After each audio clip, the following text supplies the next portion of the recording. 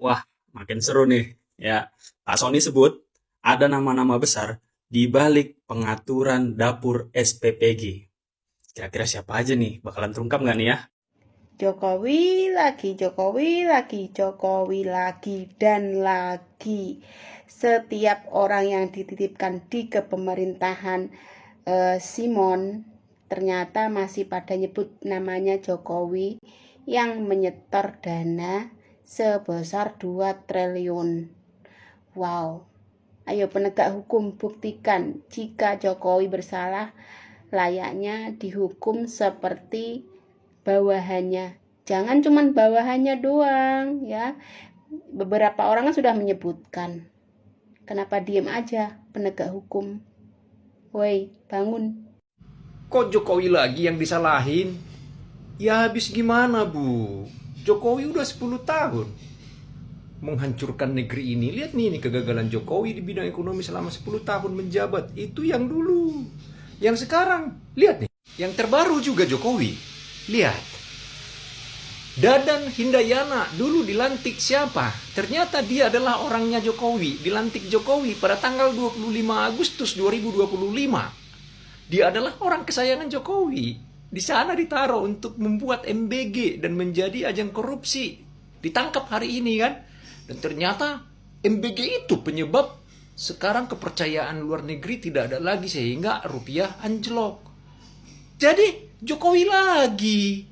Sudahlah, terimalah bahwa Jokowi semua yang sudah menghancurkan negeri ini. Penetapan Dadan Hindayana beserta dua wakilnya sebagai tersangka korupsi proyek MBG bukan sekedar kasus oknum. Ada dugaan 10 triliun uang negara digarong oleh komplotan maling anggaran itu yang levelnya pucuk pimpinan, bukan oknum. Ini adalah bukti bahwa Badan Gizi Nasional (BGN) cacat sejak lahir. Lembaga ini dibentuk melalui Perpres nomor 83 tahun 2024 di akhir era Jokowi. Orang-orangnya dipilih dan dilantik oleh Jokowi.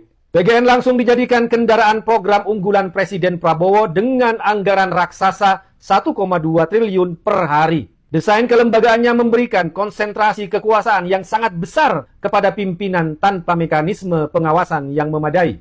Akibatnya dalam waktu singkat BGN mampu mengatur penunjukan yayasan mitra SPPG yang terafiliasi, mengalirkan insentif miliaran rupiah per hari hingga melakukan pengadaan bernilai triliunan rupiah. Kasus ini bukan kebetulan. Kasus korupsinya adalah masalah struktural. BGN lahir dengan cacat bawaan. Pertama, universalisasi proyek MBG yang terburu-buru, yang dikejar cepat dan besar, hanya mementingkan kuantitas bukan kualitas. Kedua, minimnya transparansi. Dan ketiga, absennya check and balances. BGN dibentuk untuk menyelesaikan masalah koordinasi tetapi justru menciptakan masalah baru. Lembaga super yang sulit diawasi ketika terbongkar kasus korupsinya jumlahnya naudzubillah.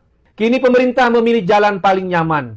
Ganti pimpinan, lanjutkan program, tutup skandal dengan wajah baru. Tapi logika itu hanya masuk akal jika masalahnya ada pada orangnya. Kenyataannya masalah ada pada konstruksi lembaganya. Selama struktur kewenangan tidak berubah, selama insentif politik tetap menuntut program ini berjalan cepat tanpa hambatan audit, penyelewengan hanya akan berulang dengan aktor yang berbeda. BGN tidak bisa direformasi. Lembaga yang cacat sejak fondasi tidak bisa diselesaikan dengan cat baru di dindingnya. Satu-satunya langkah yang masuk akal adalah bubarkan BGN. Kembalikan fungsi dan anggarannya ke Kementerian Teknis dengan pengawasan yang terdistribusi dan berlapis. Karena selama MBG dikelola oleh lembaga yang diisi maling anggaran, program mulia itu hanya akan jadi nama lain untuk ladang korupsi berikutnya. Pak Jokowi itu Pak Dadan Hindayana ditangkap Pak sama itu Kejaksaan Agung. Padahal dulu Bapak lantik dia kan bagus-bagus untuk jadi kepala BGN. Aduh Pak Dadan. Pak Jokowi kecewa nggak ya melihat ini? Dadan Hindayana diangkat dan dilantik oleh Jokowi pada tanggal 25 Agustus 2025 sebelum Prabowo dilantik. Artinya memang semua tahu bahwa Dadan Hindayana adalah anak kesayangan dari Jokowi, diutus untuk membuka dan mendevelop Badan Gizi Nasional, memenuhi janji kampanyenya Prabowo. Dan Dadan Hindayana ditangkap, dijebloskan oleh Kejagung ke penjara karena dituduh korupsi dalam badan BKN itu. Yang jadi pertanyaan adalah, apakah ini indikasi bahwa Prabowo dan Jokowi sekarang pecah kongsi? Coba kita lihat. Dadan ini memang makhluk yang sangat jahat sekali kepada rakyat. Dia belanja pakai uang rakyat segitu besar-besar banget dan ngawur cara belanjanya. Ini orang bodoh, orang jahat, orang bego, orang kejam. Susah kalau satu instansi atau lembaga dipimpin oleh orang bodoh yang jahat, negara akan hancur, rugi besar. Dan ini orang dipilih oleh Jokowi, dilantik oleh Jokowi. Di video-video saya selalu menyebutkan Dadan harus dicopot, dipecat, di penjara. Dan alhamdulillah doaku, video-videoku tercapai, diaminkan oleh para followerku semua. Prabowo bagus, tinggal nanti penggantinya si Nani S. Damang itu atau Demang lebih baik. Atau juga bisa lebih buruk. Karena apa? MBG ini ibarat tumor dalam tubuh rupiah. Sama dengan Kopdes juga tumor yang kayak gitu dah. Namanya juga penyakit. Kolaborasi pasangan serasi. Prabowo menjanjikan dolar 15.000, Gibran menjanjikan tenaga kerja, lapangan kerja 19 juta. Dan sekarang terrealisasi. Mana duluan menurut lo? Mana duluan terrealisasi? Dolar 19.000 atau pekerjaan lapangan kerja 19 juta? Mana duluan? Mana? Ayo. Bapak Prabowo Subianto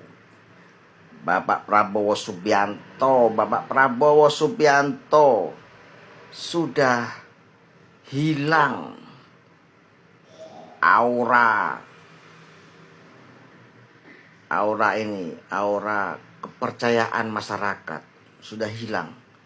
Auranya yang muncul itu aura yang tidak ada kepercayaan lagi oleh masyarakat, oleh rakyat Indonesia. Hilang. Karena apa? Sudah banyak seringkali omongannya berubah. Janji kampanye sudah banyak yang diingkari. Lalu langkah-langkahnya juga sungguh menyedihkan dan merugikan rakyat Indonesia. Tapi menguntungkan segelintir orang. Ya wis guys, gitu aja. Tapi saya pribadi, saya memang sudah lenyap rasa nggak percaya saya. Jadi saya percaya ya, masih ya. Ya wis guys, tapi ya tetap lah, saya sudah nggak percaya lagi. Ngapain percaya? Ntar saya sirik. Ya toh.